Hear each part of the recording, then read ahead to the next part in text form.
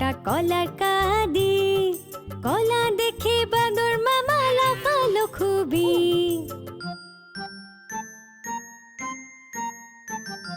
তাড়াতাড়ি কলা ছাড়ালো বাঁদর মামা রে। খোসা এদিকে ওদিকে, ওদিকে এদিকে সেদিকে ফেললো। বড় টুকরো মুখে ঢুকিয়ে মুখ খুলে পুরো কলা চিবোলো।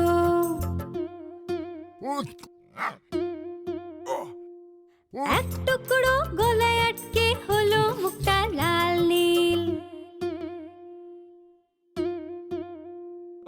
ভালুক দাদা তখন বাদুর মামার পিঠ চাপড়ে জল খাইয়ে বোঝালো ওকে,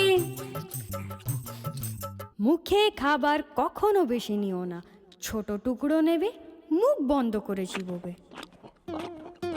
মুখে খাবার কখনো বেশি নেবে না, ছোট টুকরো নেবে, মুখ বন্ধ করে চিবোবে।